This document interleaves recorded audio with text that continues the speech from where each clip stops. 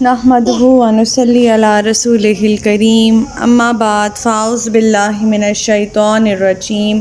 بسم اللہ الرحمن الرحیم رب اشرح لی صدری ویسر لی امری واحلل عقدۃ من لسانی یفقہوا قولی۔ السلام علیکم ورحمۃ اللہ وبرکاتہ۔ صراط مستقیم میں آپ سب کو خوش آمدید۔ پچھلے سبق میں ہم لوگوں نے پڑھا تھا کہ جب طالوت اپنے لشکر کے ساتھ جالوت کا مقابلہ کرنے نکلتا ہے، راستے میں کچھ لوگ جو ہیں وہ سیر ہو کے پانی پی لیتے ہیں، حالانکہ اس نے پہلے انہیں بتایا ہوتا ہے کہ اللہ تعالیٰ نے نہر کے ذریعے تم لوگوں کی آزمائش کرنی ہے۔ اب وہ لوگ جنہوں نے نہر میں سیر ہو کے پانی پیا ہوتا ہے ان میں جالوت کے لشکر سے لڑنے کی کوئی بھی طاقت باقی نہیں رہتی، اور وہ کہتے ہیں کہ اب ہم ان کا مقابلہ نہیں کر سکتے ہیں، جبکہ جو تھوڑی تعداد میں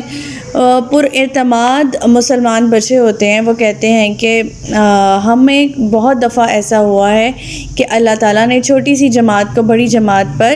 فوقیت دی ہے اور بڑی جماعت کو شکست دے دی گئی ہے چھوٹی جماعت سے، اور پھر وہ اللہ تعالیٰ سے دعا کرتے ہیں کہ اللہ تعالیٰ ہمیں اس لشکر کے مقابلے میں جو ہے فتح یاب کر، اور اللہ تعالیٰ ان کی دعا کو قبول فرماتے ہیں اور انہیں فتح نصیب ہوتی ہے۔ اس کے بعد اللہ تعالیٰ فرماتے ہیں کہ اللہ تعالیٰ نے ہر رسول کو جو ہے وہ کچھ نہ کچھ خاص اہمیت دی ہے، کچھ نہ کچھ خاص معجزہ دیا ہے، اور ہر رسول جو ہے وہ اپنی فضیلت کے لحاظ سے برابر ہے۔ اللہ تعالیٰ نے ہر کسی کو کرامات معجزات عطا کیے، جن میں سے اللہ تعالیٰ نے کچھ کا ذکر کیا تھا کہ حضرت موسیٰ علیہ السلام سے اللہ تعالیٰ نے خود کلام کیا، اور حضرت عیسیٰ علیہ السلام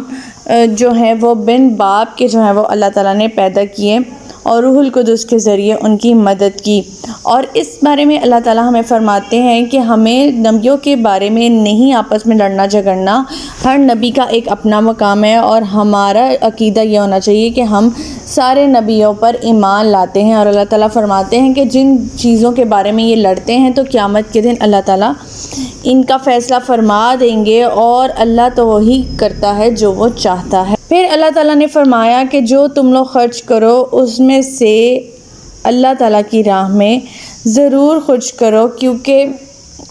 اللہ تعالیٰ کی راہ میں خرچ کیا گیا مال جو ہے وہ بلا شبہ رائے گا نہیں جاتا، اور اللہ تعالیٰ اسے بڑھا چڑھا کر اس کا نعم البدل عطا کرتے ہیں۔ اللہ تعالیٰ نے اس کی اتنی تاکید کی ہے اللہ کی راہ میں خرچ کرنے کی کہ قیامت کے دن، قیامت سے پہلے اللہ تعالیٰ نے فرمایا کہ خرچ کر لو، کیونکہ اس دن تو کسی قسم کی خرید و فروخت کام آئے گی، نہ کسی کی دوستی کام آئے گی، نہ کسی کی سفارش کام آئے گی،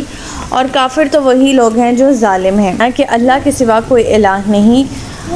وہ ہمیشہ زندہ ہے، کائنات کی ہر چیز کو قائم رکھنے والا ہے، اس پر نہ کوئی اونگ آتی ہے نہ نیند آتی ہے، آسمان اور زمین میں جو کچھ بھی ہے وہ سبھی کچھ اسی کا ہے، اور اس کی اجازت کے بغیر اس کے حضور کوئی بھی کسی کی سفارش نہیں کر سکے گا۔ پھر اللہ تعالیٰ نے فرمایا کہ لوگ اللہ تعالیٰ کے علم کا احاطہ نہیں کر سکتے، وہ کچھ بھی جانتا ہے جو ان کے سامنے ہے، اور جو ان کی نظروں سے اوجھل ہے اللہ تعالیٰ اسے بھی جانتا ہے، اور زمین اور آسمان کی حفاظت اللہ تعالیٰ کو نہیں تھکاتی، اور وہ بلند اور عظمت والی ذات ہے۔ ہمارا آج کا سبق آیت نمبر 256 سے لے کر آیت نمبر 260 تک ہے، تو آج کا سبق شروع کرتے ہیں۔ بسم اللہ الرحمن الرحیم۔ لا اکراہ فی الدین قد تبین الرشد من الغی فمن یکفر بالطاغوت ویؤمن باللہ فقد استمسک بالعروۃ الوثقی لا انفصام لہا واللہ سمیع علیم۔ دین کے معاملے میں کوئی زبردستی نہیں، ہدایت گمراہی کے مقابلے میں بالکل واضح ہو چکی ہے۔ اب جو شخص طاغوت سے کفر کرے اور اللہ پر ایمان لائے تو اس نے ایسے مضبوط حلقے کو تھام لیا جو ٹوٹ نہیں سکتا، اور اللہ سب کچھ سننے والا اور جاننے والا ہے۔ انسان کو جو قوت ارادہ دی گئی ہے وہ چاہے تو اسے اپنے آپ کو اللہ کی مرضی کے تابع بنا لے، اسی ہی اطاعت کا نام دین ہے، اور یہی ہدایت ہے۔ اور دین کے عقائد جو ہم نے پچھلے سبق میں پڑھے تھے آیت الکرسی میں کہ اللہ کے سوا کوئی الہ نہیں، وہ ہمیشہ زندہ ہے، کائنات کی ہر چیز کو قائم رکھنے والا ہے، نبیوں پر ایمان، اللہ کی کتابوں پر ایمان، روز آخرت پر ایمان، یہ سارے چیزوں پر ایمان جو ہے وہ دین کا ایک لازمی جزو ہے، اور ایمان لانے کے بعد ان میں سے کسی ایک کو بھی چھوڑنا کفر ہے۔ یہ نہیں کہ انسان بعد میں ایمان لانے کے بعد عقل کی کسوٹی پر ان کو جانچنا پڑتالنا شروع کر دے، شک و شبہات میں پڑ جائے اور کیلو پیچ نکالے اور جو ہے وہ بال کی کھال نکالے، سمیعنا و اطعنا نہ کرے، منافقت کرے، کنارے پہ رہ کے اللہ کی عبادت کرے، جو احکامات اس کے موڈ اور مرضی کے مطابق ہیں، اس کے لائف سٹائل، اس کے کلچر، سوسائٹی کے مطابق ہے، انہیں اڈاپٹ کر لے، اور جو کچھ اس کے مخالفت ہیں انہیں چھوڑ دے، تو ایسا نہیں کرنا۔ ایسے ہی لوگ منافق ہیں اور ایسے ہی لوگ کافر ہیں۔ یہاں پہ طاغوت سے مراد ہر وہ باطل قوت ہے جو اللہ کے مقابلے میں اپنا حکم دوسروں سے منوائے، یا لوگ اللہ کے مقابلے میں اس کے احکام تسلیم کرنے لگیں، خواہ وہ کوئی مخصوص شخص ہو یا ارادہ ہو۔ اور ظاہر ہے جو شخص یا ادارہ ایسی تحریکوں کو چلائے گا وہ طاغوت ہے۔ اسی طرح شیطان بھی طاغوت ہے، اور ایسے پیر فقیر بھی جو خود کو اللہ کے مقابلے میں لا کے لوگوں کو گمراہ کرتے ہیں، یا لوگ ان سے اس لیے کہ ہماری حاجت روائی اللہ تعالیٰ کے سامنے پیش کریں گے کیونکہ یہ اللہ کے بہت نزدیک ہیں اور بہت قریب ہیں، یہ سب طاغوت میں آتے ہیں۔ اسی طرح ہر شخص اپنا نفس بھی طاغوت ہو سکتا ہے جبکہ وہ اللہ کی فرمانبرداری سے انحراف کر رہا ہو۔ یعنی اب ان میں سے کچھ چیزیں جو ہم لوگوں نے ابھی پڑھی ہیں ان میں کیا آ جاتا ہے؟ سب سے پہلے کہ اللہ کے سوا جو بھی شخص آپ سے اپنا حکم منوائے گا وہ طاغوت ہے، چاہے وہ کوئی شخص ہو یا وہ کوئی ادارہ ہو۔ پھر کوئی ایسے پیر فقیر جو کہ اللہ تعالیٰ کے راستے سے گمراہ کرتے ہیں، اللہ تعالیٰ کے احکامات کو چھپاتے ہیں اور باطل طریقے سے آپ کو اللہ سے دور رکھتے ہیں اور اللہ کو اپنا بہت قریبی سمجھتے ہیں اور کہتے ہیں کہ ہم تمہاری قیامت کے دن سفارش کریں گے، ہمارا ہاتھ تھام لو، ہم تمہیں جنت تک پہنچائیں گے، یہ طاغوت ہیں۔ اس کے علاوہ شیطان طاغوت ہے، اس کے علاوہ وہ نفس جو کہ اللہ تعالیٰ کے احکامات سے روگردانی برتنا ہو وہ بھی طاغوت کے زمرے میں آئے گا۔ یہاں مضبوط حلقے سے مراد پوری شریعت دین ہے اور اس کا نظام ہے، اور یہی دین کا وہ حلقہ ہے جو انسان کو گمراہی سے بچا سکتا ہے۔ شرط یہ ہے کہ انسان اسے چمٹا رہے اور ادھر ادھر جانے والی پگڈنڈیوں کی طرف نظر اٹھا کر بھی نہ دیکھے، ایسا شخص ہی یقیناً کامیاب ہو سکتا ہے۔ اللہ تعالیٰ فرما رہے ہیں کہ جس نے اس دین کے مضبوط حلقے کو تھام لیا وہ ٹوٹ نہیں سکتا، کبھی بھی وہ بھٹک نہیں سکتا۔ جو سیدھے راستے پہ آ گیا اللہ تعالیٰ اس کی پوری رہنمائی کرتے ہیں، اور بے شک اللہ تعالیٰ سننے والے اور جاننے والے ہیں۔ یہاں پہ صراط مستقیم کو اللہ تعالیٰ نے حلقے سے تشبیہ دی ہے۔ اللہ تعالیٰ نے فرمایا ہے کہ جو شخص اللہ کے اس مضبوط حلقے کو تھامے رکھے گا، یعنی صراط مستقیم پہ چلے گا، تو اللہ تعالیٰ اس کا سرپرست بن جاتا ہے۔ اور اللہ تعالیٰ یہاں پہ صراط مستقیم کو حلقے سے تشبیہ دیتے ہوئے فرماتے ہیں کہ جو شخص اللہ کے اس مضبوط حلقے کو تھامے رکھتا ہے، یعنی صراط مستقیم پر چلتا ہے، تو اللہ تعالیٰ اس کا سرپرست بن جاتا ہے اور اسے کفر کی گمراہیوں سے نکال کر اسلام کی روشنی کی طرف لے آتا ہے۔ اور جو لوگ اس مضبوط حلقہ یا شریعت سے اعراض و انکار کرتے ہیں تو ہر طرح کے طاغوت ان کے سرپرست بن جاتے ہیں۔ پھر اسے اسلام کی روشنی بھلا کیسے نظر آ سکتی ہے؟ آیت نمبر 257، اللہ ولی الذین آمنوا یخرجہم من الظلمات الی النور والذین کفروا اولیاؤہم الطاغوت یخرجونہم من النور الی الظلمات اولئک اصحاب النار ہم فیہا خالدون۔ اللہ ان لوگوں کا دوست ہے جو ایمان لائے اور انہیں کفر اور شرک کے اندھیروں سے نکال کر اسلام کی روشنی کی طرف لے آتا ہے، اور جنہوں نے کفر اختیار کیا اس کے دوست طاغوت ہیں جو انہیں روشنی سے نکال کر اندھیروں کی طرف لے جاتے ہیں، اور ایسے ہی لوگ اہل دوزخ ہیں جس میں وہ ہمیشہ رہیں گے۔ اللہ تعالیٰ اسی حلقے سے جڑے رہنے کے بارے میں بتا رہے ہیں کہ جو شخص اس حلقے سے جڑ گیا اللہ تعالیٰ کا وہ دوست ہے۔ اس حلقے سے جڑنے کا مطلب ہے کہ وہ ایمان لایا اللہ پر اور اس کے رسولوں پر اور جو بیسک عقائد ہیں ان کے اوپر اور روز آخرت پر،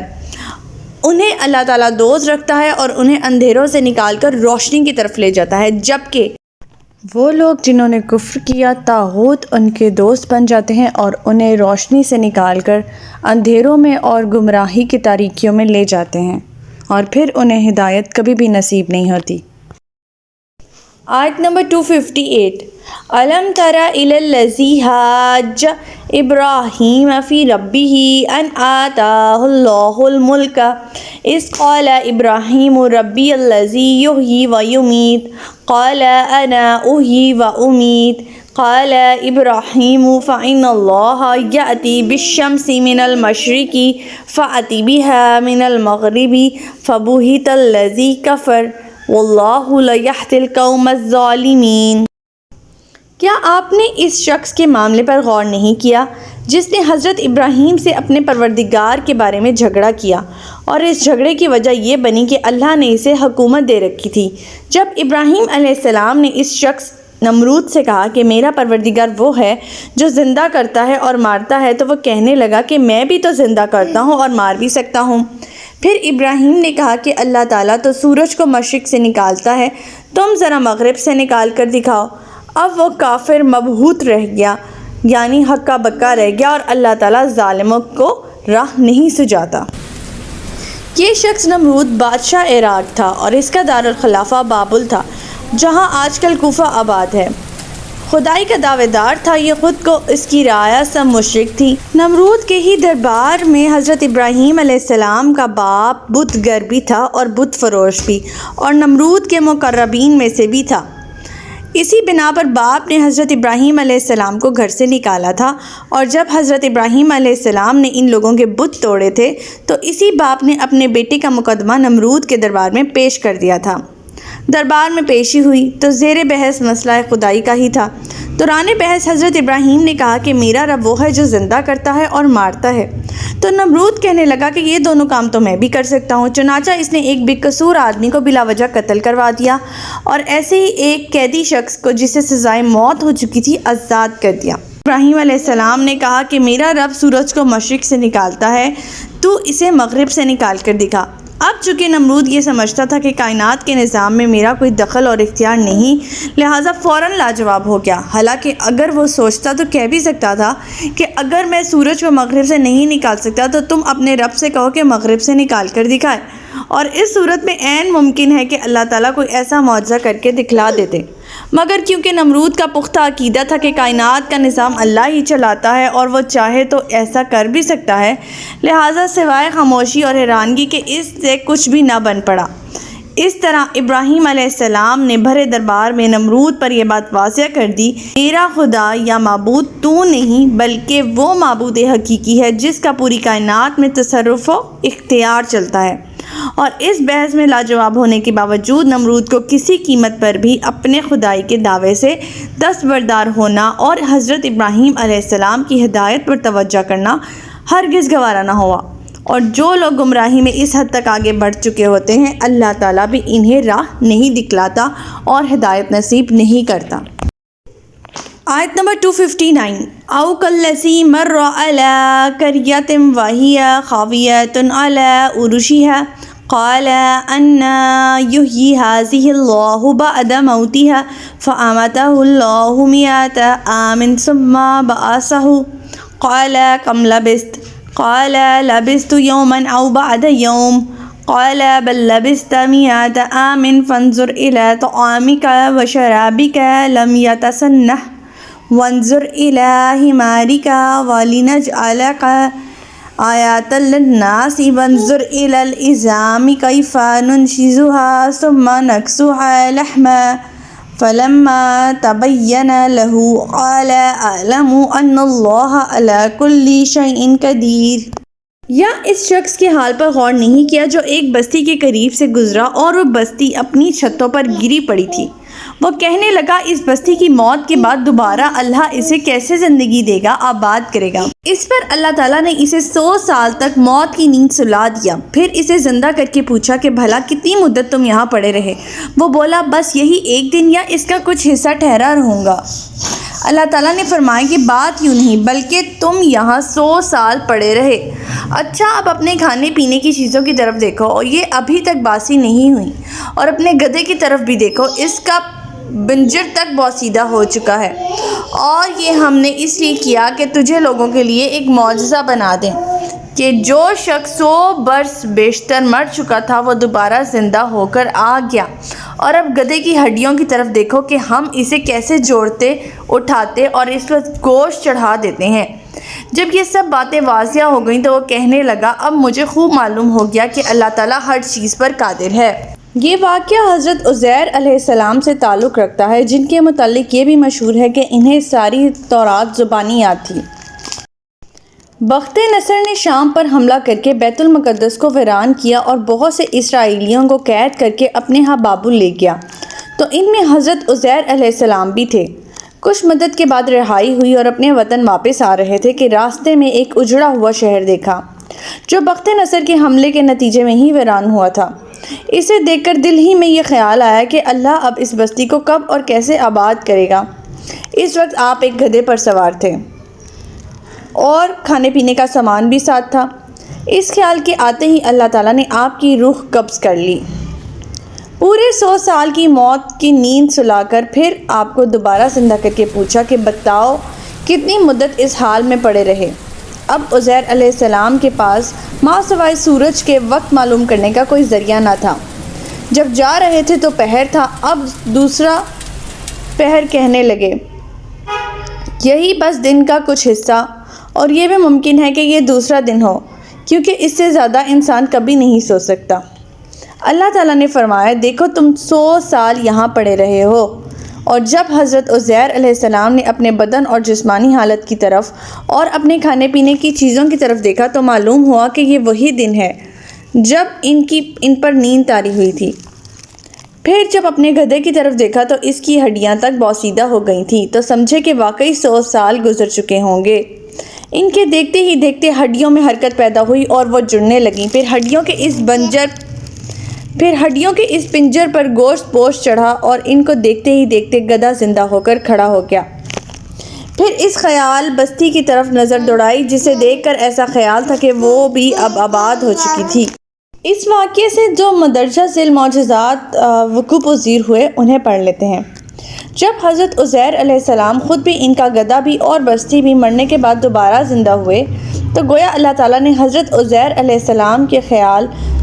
3 طریقوں سے جواب دے دیا، جس سے انہیں عین الیقین حاصل ہو گیا کہ اللہ تعالیٰ کی ہی وہ ذات ہے جسے وہ قدرت رکھتا ہے کہ وہ کسی بھی مردہ چیز کو زندہ کر سکتا ہے۔ اس 100 سال کی مدت کا نہ آپ کی ذات پر کچھ اثر ہوا، نہ آپ کے سامان خورد و نوش پر، یعنی کھانے پینے کے سامان پر۔ چنانچہ جب آپ اپنے گھر واپس آئے تو آپ کے بیٹے تو کیا پوتے بھی بوڑھے ہو چکے تھے اور آپ خود ان کی نسبت جوان تھے۔ اسی بنا پر خود آپ کی ذات بھی ایک معجزہ بن گئی، اور اسی وجہ سے یہودیوں کا ایک فرقہ بن گیا جو آپ کو ابن اللہ یعنی اللہ کا بیٹا کہتے ہیں۔ آپ کی آنکھوں کے سامنے گدھے کا ہڈیوں کا جڑنا، اس کا پنجر مکمل ہونا، اس پر گوشت پوش چڑھنا، پھر اس کا زندہ ہونا اللہ تعالیٰ کی قدرت کاملہ کی بہت بڑی دلیل ہے۔ آیت نمبر 260، وَإِذْ قَالَ إِبْرَاهِيمُ رَبِّ أَرِنِي كَيْفَ تُحْيِي الْمَوْتَى قال اولم تؤمن قال بلى ولكن ليطمئن قلبي قال فخذ 4 من الطير فصرهن إليك ثم اجعل على كل جبل منهن جزوعا ثم ادعهن يأتينك سعيا واعلم أن الله عزيز حكيم۔ اور جب حضرت ابراہیم علیہ السلام نے کہا تھا کہ اے میرے پروردگار مجھے دکھلا دے کہ تم مردوں کو کیسے زندہ کرے گا، اللہ تعالیٰ نے پوچھا کیا تجھے اس کا یقین نہیں؟ ابراہیم علیہ السلام نے جواب دیا کیوں نہیں، لیکن میں اپنے دل کا اطمینان چاہتا ہوں۔ اللہ تعالیٰ نے فرمایا اچھا تو 4 پرندے لے لو اور انہیں اپنے ساتھ مانوس کر لو، پھر ان کا ایک ایک جز ایک ایک پہاڑ پر رکھ دو، پھر انہیں پکارو وہ تمہارے پاس دوڑتے چلے آئیں گے، اور جان لو کہ اللہ تعالیٰ ہر چیز پر غالب اور حکمت والا ہے۔ حضرت عزیر علیہ السلام کے واقعے کے بعد حضرت ابراہیم علیہ السلام کے واقعے کے بارے میں یہاں اللہ تعالیٰ بیان کر رہے ہیں کہ جب حضرت ابراہیم علیہ السلام نے اللہ تعالیٰ سے فرمایا کہ میں دیکھنا چاہتا ہوں کہ تم مردوں کو کیسے زندہ کرتا ہے، اب اس کا مطلب یہ نہیں تھا کہ انہیں یقین نہیں تھا۔ انبیاء اور پیغمبر جو ہوتے ہیں ان کا یقین عام انسانوں کی نسبت بہت زیادہ ہوتا ہے، کیونکہ اللہ تعالیٰ نے انہیں اپنے مشاہدات خود کر کے دکھائے ہوتے ہیں۔ اب ان کو عین الیقین حاصل ہوگا نہ صرف علم غیب بلکہ علم جو مشاہدے کے تھرو انہیں علم حاصل ہوا ہوگا وہ بھی ان کے پاس ہوتا ہے، جس کے ذریعے لوگ جو ہیں وہ مزید پکا یقین کرتے ہیں ان کی باتوں پر۔ تو یہ چیز بہت ضروری ہوتی ہے انبیاء کے لیے۔ تو اللہ تعالیٰ نے فرمایا کہ کیا تمہیں یقین نہیں ہے، جس پر حضرت ابراہیم علیہ السلام نے کہا کہ مجھے یقین ہے لیکن میں اپنے دل کی تسلی کے لیے کہہ رہا ہوں۔ تو اللہ تعالیٰ نے ان سے فرمایا کہ ٹھیک ہے، پرندے لے لو 4 اور ان کو اپنے ساتھ مانوس کر لو کہ اگر تم انہیں بلاؤ تو وہ تمہاری آواز سے کھنچے چلے آئیں اور تمہاری طرف دوڑے چلے آئیں، اور جب ایسا ہو جائے تو انہیں ذبح کرو اور ان کا ہر حصہ جسم کا ایک ایک پہاڑ پر رکھ دو، اور پھر جب انہیں تم پکارو گے تو وہ تمہارے پاس دوڑتے چلے آئیں گے۔ یہ اللہ تعالیٰ نے مثال کے ذریعے سمجھایا حضرت ابراہیم علیہ السلام کو کہ وہ کس طرح سے مردوں کو زندہ کریں گے۔ تو ہمارا آج کا سبق یہیں تک تھا۔ اللہ تعالیٰ سے دعا ہے کہ اللہ تعالیٰ ہمیں صراط مستقیم پہ استقامت عطا فرمائے، اللہ تعالیٰ ہمیں ہدایت دے کہ جس کے بعد گمراہی نہ ہو۔ ربنا لا تزغ قلوبنا بعد إذ هديتنا وهب لنا من لدنك رحمة إنك أنت الوهاب سبحانك اللهم وبحمدك أستغفرك وأتوب إليك۔ السلام علیکم ورحمۃ اللہ وبرکاتہ۔